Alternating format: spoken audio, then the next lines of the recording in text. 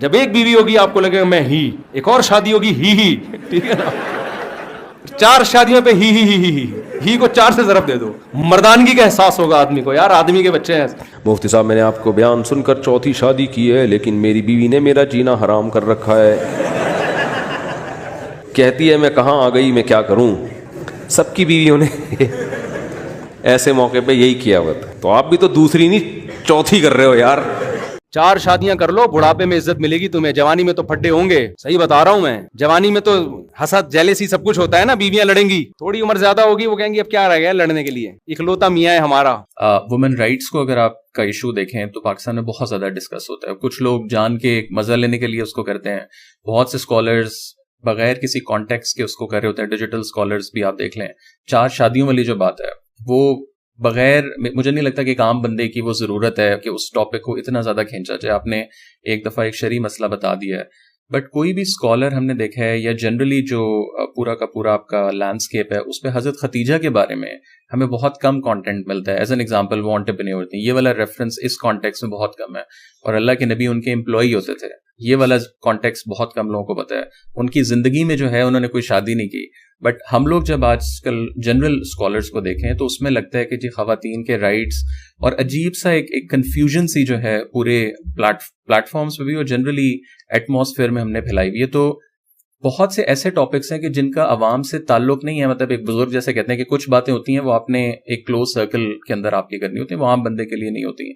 اس پوری چیز کو آپ کیسے دیکھتے ہیں؟ دیکھیں, تھوڑی دیر پہلے تو ہم کہہ رہے تھے کہ فریڈم آف ایکسپریشن ہونا چاہیے, ڈیجیٹل میڈیا کی برکت سے آپ ڈیبیٹ کر سکتے ہیں. تو میرا تو دین ایمان وہیں پہ کھڑا ہے کہ ٹھیک ہے, جس نے 4 شادیوں کی بنیاد کے اوپر کوئی کہانی رچانی ہے, بار بار ہر دفعہ اس کی ہر بات اس سے شروع ہو کے اس پہ ختم ہوتی ہے, تو وہ تماشا لگا لے. ہم اسے علمی گراؤنڈ کے اوپر کاؤنٹر کریں گے, ہم کاؤنٹر نیریٹو لانچ کریں گے. اور میں نے کیا, اور میں نے چیلنج دیا ہے کہ نبی الاسلام نے صرف ایک ہی شادی کی ہے. حضرت خدیجہ کی زندگی میں دوسری شادی نہیں کی. قبائلی سسٹم میں اس وقت دین کی تبلیغ کی خاطر آپ نے اس ایج میں جا کے بقیہ کی شادیاں کی ہیں جس میں انسان اپنی ایج کو کنکلوڈ کر رہا ہوتا ہے 50+. جب آپ کو عرب کی خوبصورت ترین عورتیں آفر کی جاتی تھی وہ آپ نے نہیں لی. آپ نے اپنے سے عمر میں بڑی عورت کے ساتھ اپنی زندگی کے آلموسٹ 25 سال گزار دیے, اور جس سال وہ فوت ہوئی وہ عام الحزن ہے. 2 غم حضور کو پہنچے, سیدہ خدیجہ کا اور حضرت ابو طالب کا. اور بخاری مسلم میں اما عائشہ خود روایت کر رہی ہیں, میں سب سے زیادہ جیلس ہوتی تھی, یا رشک کہہ لیں اپروپریٹ ورڈ اردو کے لیے, خدیجہ کے بارے میں, کہ میں حضور کو کہتی تھی کہ جیسے اس بڑھیا کے سوا آپ کی زندگی میں کوئی اور عورت ہی نہیں ہے.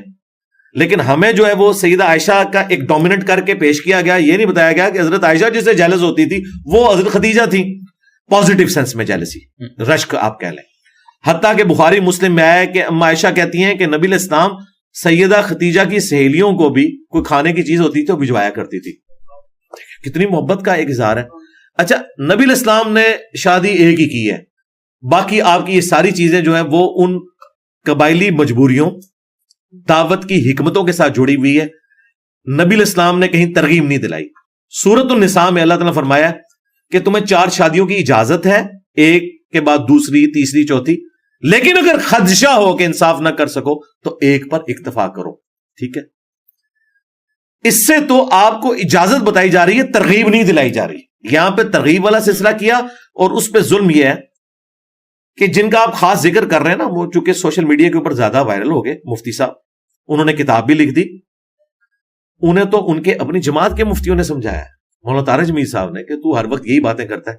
مجھے بتائیں جتنے ڈومیننٹ بندے ہیں ان میں سے کس کی دوسری تیسری شادی ہے؟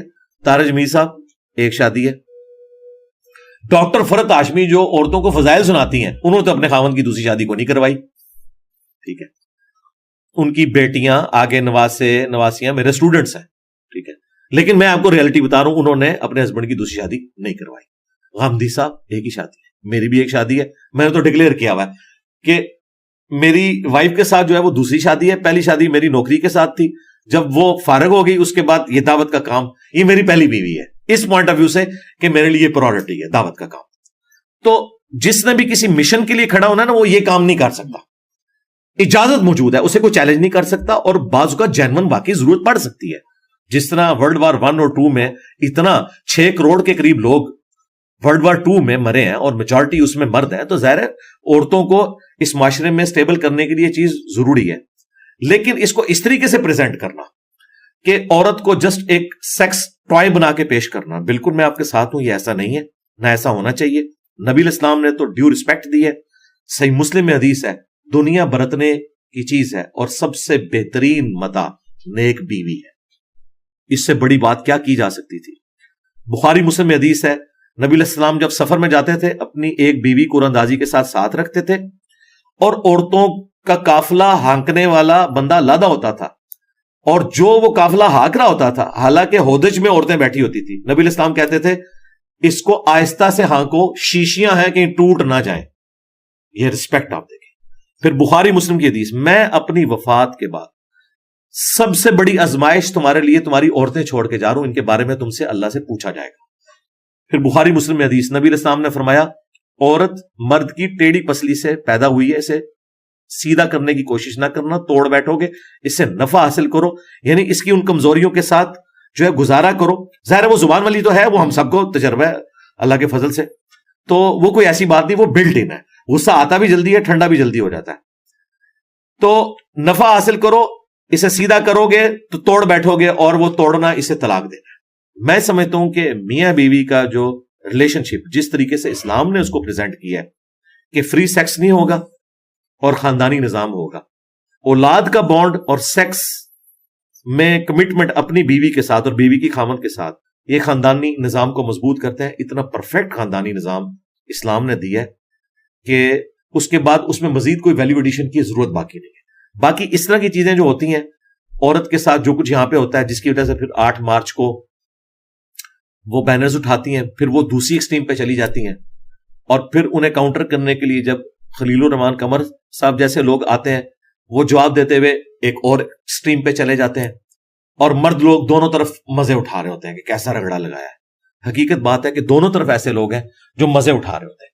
اس کو سیریسلی دیکھنا چاہیے, اور عورتوں کو وہ حقوق دینے چاہیے جو اسلام نے دیے ہیں. مجھے بتائیں, باپ کے قدموں کے نیچے تو جنت نہیں کہا گیا. سنن نسائی میں کہا کہ جنت تیری ماں کے قدموں کے پاس ہے, ماں خواہ کافر ہے یا مسلمان ہے, اس کی خدمت کر کے جنت کماؤ گے.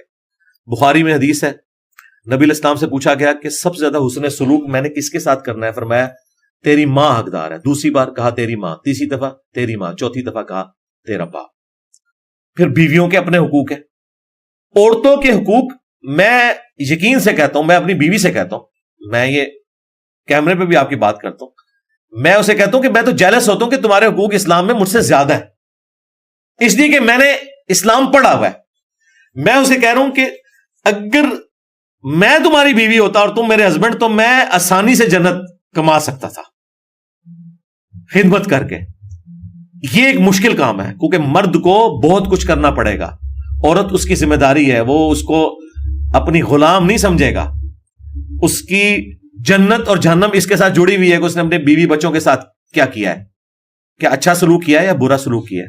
تو حقوق تو ہر جگہ. بیٹیوں کے لیے نبی السلام کی مسلم میں حدیث ہے کہ جس کی 2 بیٹیاں ہیں اور اس نے ان کی اچھی پرورش کی اور شادی کی, وہ قیامت الدین اس طرح میرے ساتھ ہوگا. بیٹوں کے لیے تو نہیں کہا.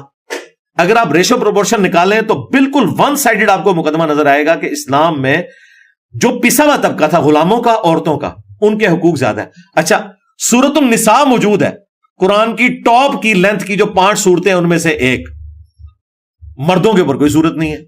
کیوں؟ وہ پسا ہوا طبقہ تھا. اسی طریقے سے احادیث میں آئے آپ کو عورتوں کے حقوق کی بات ملے گی. ہوا یہ ہے کہ یہ معاشرہ میل ڈومیننسی والا ہے اور اس میں اسلام کا کوئی قصور نہیں ہے. مجھے بتائیں, اسلام سے پہلے ہم کیا تھے؟ ہندو کیا ڈیو رسپیکٹ دیتے تھے؟ نہیں. ہندوؤں سے ہم نے عقائد میں بھی یہ قبر پرستی لے لی اور معاشرتی معاملات میں یہ حرکتیں لے لی کہ عورت کو جو ہے وہ پاؤں کی جوتی بنا کے رکھنا ہے, اور عورت بھی بیوہ ہو تو مر جائے. اسلام میں تو یہ ہے کہ بیوہ ہو تو اس کی شادی کراؤ. آج بھی عرب میں آپ کو بتاؤں, میرے بڑے کلوز ریلیٹیو جن کے بچے بھی شادی شدہ بیوہ ہوئی, 60+ ان کی ایج تھی, جیسے ان کی عدت پوری ہوئی رشتے آنے شروع ہو گئے, اور ان کے بیٹے بھی اس کو نارمل لے رہے ہیں. الٹیمیٹلی انہوں نے شادی کر دی. عرب میں یہ رواج ہے کہ اگر کوئی بوڑھی عورت بھی بیوہ ہوئی ہے تو اب یہ نہیں ہے یہاں تو جوان بیوہ ہو جائے تو کتنی مشکل اس کی زندگی ہو جاتی ہے, اس کے ساتھ کتنا یعنی استحصال اس کا کیا جاتا ہے. اسلام میں تو یہ نہیں ہے. اسلام میں یہ کہ آپ شادی کریں. اس اعتبار سے جن مفتی صاحب کا آپ نے ذکر کیا کہ 4 شادیوں کی ترغیب دلاتے ہیں, ان کا یہ والا پازیٹو فیکٹر ہے کہ وہ ترغیب دلاتے ہیں کہ جو اس طرح بیوہ عورتیں ہیں آپ ان کا سہارا بنے, اور وہ خود بھی بنے ہیں پریکٹیکلی. اس میں انہیں سلوٹ کرتا ہوں.